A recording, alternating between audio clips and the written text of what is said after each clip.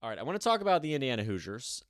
They are looking to finish the regular season strong, and most importantly, they're looking to roll into the postseason with an NCAA tournament bid. Let's talk about the current bracketology. Jerry Palm has the Hoosiers safely in the field as a 10 seed. I think that might be a little high.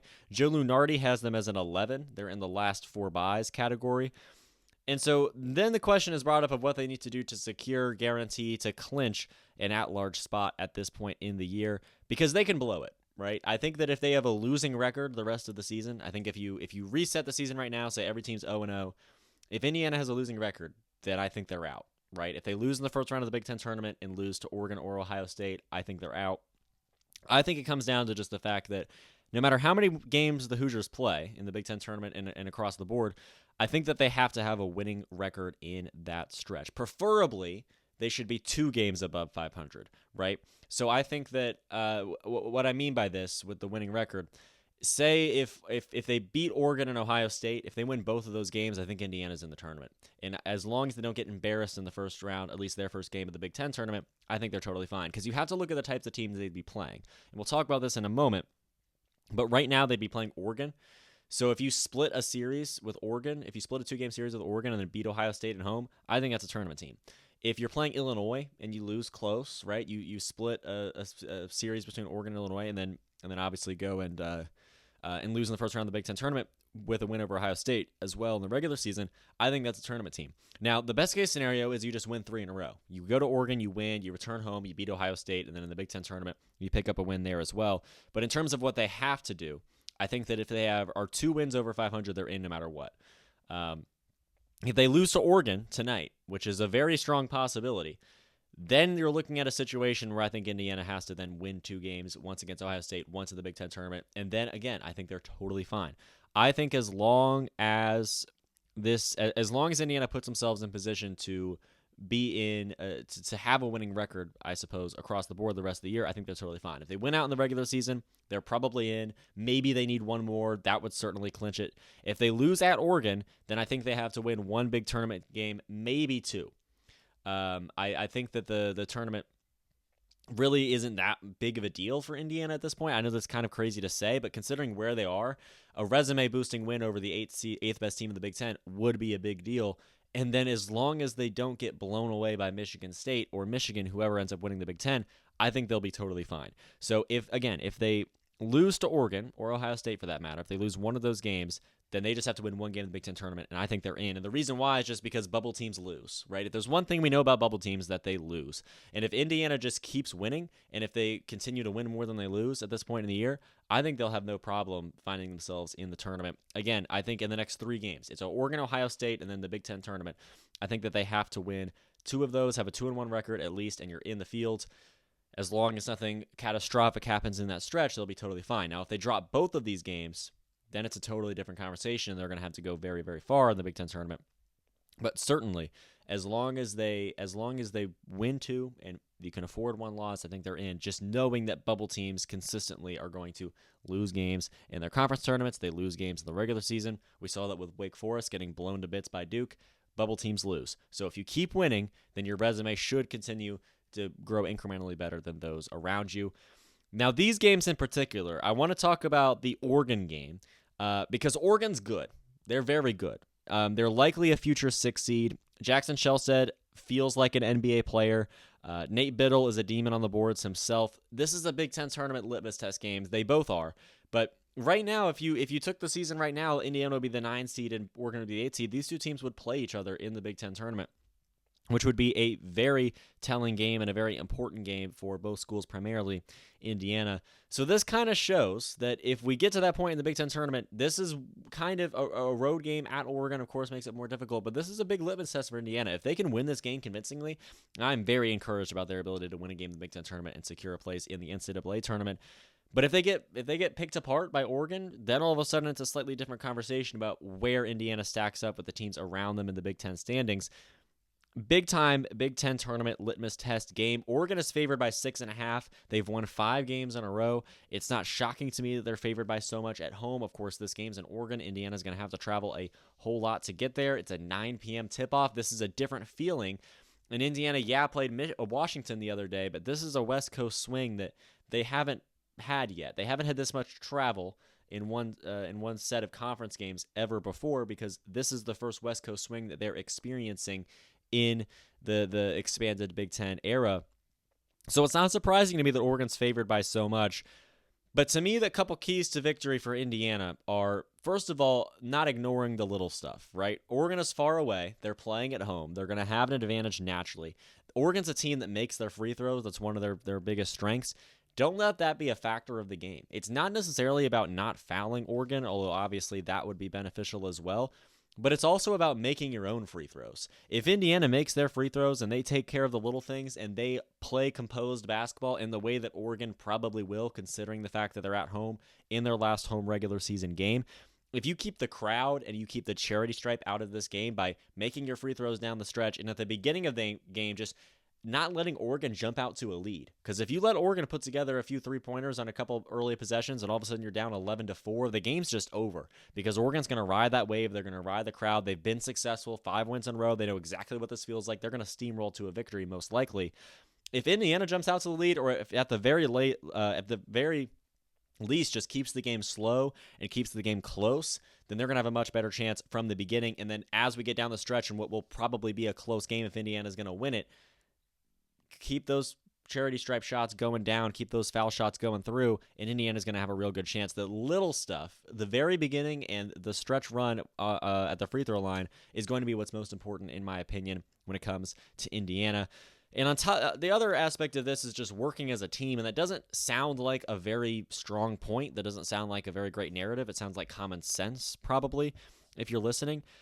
But Indiana, everyone has a role on this team, and they've been playing it very well, right? Amar Ballo, it's understood that he's going to have to cancel out whoever the center on the other team is. Luke Goody knows he has to make 2 to 3 clutch shots from the corner a game, right? Renew knows exactly what he's supposed to do. Galloway's a leader, knows exactly what he's supposed to do. This team has a group of guys that fit the role that they need to fit, right? Anthony Leal, he disrupts in transition. This is a team that is composed very well, is balanced very well, and really is capable of knocking off some of the top teams in the country. We saw that with the win over Purdue. We saw that with the win at Michigan State. This is a team that can make a run in the Big Ten tournament and make a run in the NCAA tournament. That's what's beneficial about Indiana, is the fact that they are a team. They are a group of guys working together. Oregon's different. Now, Oregon doesn't necessarily play worse. Like, this isn't a worse off strategy. This isn't an inferior idea. But Oregon is a team that I feel like looks more like an NBA team when you watch them. Jackson Shelstead plays his play style is more similar to the NBA. They're a bit more individually oriented, in my opinion. Jackson Shelstead, an elite guard, right? Absolutely successful. Nate Biddle, again, dominates the front court in most games. It's that solo play in some ways where they have a supporting cast and then stars. They have a clear star on the front court, clear star on the back court, and everyone else is just kind of backing them up. Jackson Shelstead takes a lot of ISO plays. There's times where he takes the ball off the court and doesn't pass it once, which is not necessarily what you see as often in college basketball. That's more so an NBA feel. So Oregon is more individually oriented. Indiana is more of a team, in my opinion. This team for the Hoosiers is going to have to outweigh those individuals. That's a tough task on the road. Jackson Shelstead, Nate Biddle, they're in their own building. They are perfectly used to winning games in this building. They were ranked for the majority of the year. But this is an important task this is an important obstacle to overcome. And for Indiana, I think that the team needs to be successful. If everyone on this team has 9 to 11 points, then I feel good, right?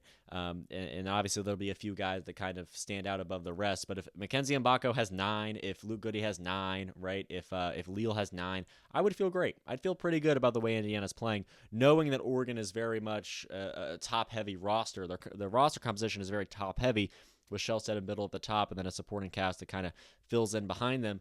It's partially about defending Shelstead, and it's partially about defending Biddle. I think Ballo's going to do a great job down low. I think he's going to be very important to counteracting Biddle and kind of keeping the front court an even playing field and applying that much more pressure to Shelstead. And the dream would be put that much pressure on Shelstead to score and then counteract that with 4 different guys on the backcourt for Indiana that are capable of scoring, right? Tell Shelstead, if you're going to score 30, you could win. But, we've got 4 guys combined that are going to score 28, and the way Ballo's playing down low, You understand what I'm saying? If Baldo counteracts the front court and even wins the front court, and that just puts that much more pressure on the other star in Shellstead. And if they both can't succeed, Oregon's chances of winning drop dramatically. So if Baldo can sort of counterplay Biddle successfully down low, it puts that much more pressure on Shellstead. And as long as Indiana's scoring, as long as the backcourt and the role players on the Indiana Hoosiers basketball team are scoring, Shellstead's going to have a whole lot of pressure on him. That's a lot of pressure to put on one guy, even if you're at home. And if he can't perform, and at the end of the day, it's college basketball, if he can't perform, Indiana, I think, will pull out with a win in this game. That's a tough one, but it's an important one. Ohio State is the next game. This game is on Sunday, I believe, 3:45 p.m. on CBS. It's the last game of the regular season, the last day of the regular season as well. Last time IU went to Ohio State and picked up a big-time win. This time the stakes are much, much higher. Again, it's the last day of the season. It's the last game of the regular season. Indiana's at home this time. I think that they have, obviously, a higher chance of success. If they're coming off a win against Oregon, making it a 4-game win streak, then this group at Assembly Hall is going to be raucous for this game against Ohio State. In this game, the keys to victory here are a bit more schematically oriented to me. I think Indiana needs to flow through the paint first and then kick out as necessary, kind of like the Purdue formula with Zach Edey, where the offense flows through the front court, it flows through the blocks, and then it can disperse outwards if necessary. But Ohio State is the strongest in the backcourt. They don't take very many threes, but they make them when they do, much more than most teams in the country do, and they defend the perimeter very well. So, again, part of this is just circumvent that and score anyway. But to me, I think the offense needs to flow through the blocks. I think it needs to flow through Baldo. I think Renew and Galloway need to get inside, right? They need to streak down the lane first. I think that's the first order of business, is getting down low, and if a shot's not there, you have a much higher likelihood of finding open threes just because the defense is going to crash inside, and then there's space around the perimeter to potentially launch one. So I think that on offense for IU, it's important to keep up to Ohio State because they score at a tournament level. Ohio State's top 50 in points per game in the country. They score at a tournament level. So Indiana's ability to keep up, I think, is predicated on where they put the basketball. I want Indiana to put the basketball in the front court. I want Indiana to put the basketball down low first. And if the shot's not there, then your second read, your second idea is, of course, to kick it outside, and then they could have some backcourt play and potentially have some good shots up from there. I think that Baldo, again, a major key in this game. He's been fantastic, but I think that he needs to score, maybe be the leading scorer in this game even, for Indiana to have a chance there. Flow to Baldo, get the ball inside, and then you have the ability to give it up to Goody, to Galloway, to Leal, people like that. Score early, get the crowd into it, ride that wave to a victory. I think if you have a few successful possessions down low, if Baldo is clearly dominating down low against an inferior front court, at least relative to most of the teams in the country and in the Big Ten, then you get the crowd into it, hit a clutch three from the corner, come out to a 7-2 lead, and I think Indiana's sitting pretty and looking fantastic, and just in terms of their ability to continue to win and move forward into a situation where they could potentially roll into the Big Ten tournament as a top 8 seed. Again, this Oregon game, it's a team versus individuals, and again, Ohio State, it's a front court versus a back court offensively. I think that Baldo is going to be very important in both, more so defensively against Oregon, offensively against Ohio State. The Big Ten tournament there's at least one more game guaranteed for Indiana. They will qualify for the Big Ten tournament with no issues. This is important. They're possible opponents. Right now, they are a 9 seed in the Big Ten. They're the 9th best team in the standings of the Big Ten. So they'd be playing the 8 seed Oregon, which very well could stand and very well could happen, where Indiana takes on Oregon, and then they would go play number 1 Michigan State. You also could find a game against Illinois in there, maybe UCLA if one of those teams drops, or if Indiana drops themselves and then ends up in the 10, 11 seed range. I think that Indiana hopefully should be able to avoid the first day, the play-in round. I'm trying to think, because 15 teams qualify for the Big Ten tournament. So 11 would play 14, right? 12, 13, 11, 14, 15, 10. So the top 9 teams will advance to the second day. So I at least the second day. So I would hope that Indiana could stay afloat, be a 9 seed, not have to have that first game against 15. Sure, that'd be a good tune-up, but First of all, it's an opportunity to get upset, which would be tragic. And second of all, it's a situation where you could potentially get banged up and just have to play one more game in a certain amount of days. And I want this Indiana team to be as rested as possible. So it's preferable that they end up with the 8 or 9 seed in the Big Ten tournament. I think that's absolutely doable. Obviously, based on how I said that those last 2 games are going to go in the regular season, in my opinion. So they should be able to advance to the next day of the Big Ten tournament, be that 9 seed, be an 8 seed, play Oregon, play UCLA, play Illinois, somebody like that, right? That's the preference for Indiana. Depending on how their regular season results go, I think that they really just need that one critical win in the Big Ten tournament. I think they need to qualify for the quarterfinals of the Big Ten tournament, and that's it. They need to be one of the final 8 teams in the Big Ten tournament, and I think they're in because, again, if they win 2 games in the regular season, they just need to win the one. They can lose the Big Ten tournament, in my opinion. If they win 1 game in the regular season, lose the other, which is very possible that they lose to Oregon and then beat Ohio State, then I think Indiana's in position to just win 1 because keep in mind, that's still a big win. If they beat Oregon, if they beat UCLA, if they beat Illinois, whoever it is in that 9-8 game, that's a quality win right there. And that's a much better result than most bubble teams are going to have because, again, bubble teams lose. And bubble teams not only lose, but if they win, they're not going to play, unless you're in the SEC, they're not going to play an 8 seed. No 9 seed is taking on an 8 seed as quite of the quality as the Big Ten has, except for, of course, the SEC. So some of those bubble teams like Wake Forest just aren't going to have opportunities. And of course, again, bubble teams lose because bubble teams honestly aren't that good, and bubble teams maybe don't actually deserve to be in the tournament in the first place.